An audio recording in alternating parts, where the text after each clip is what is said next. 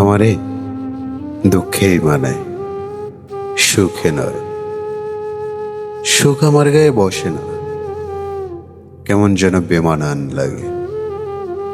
নতুন জামার মতো একটু টাইট, একটু অস্বস্তি। হাসতে গেলে মনে হয় আমি বোধহয় হাসতেই ভুলে গেছি।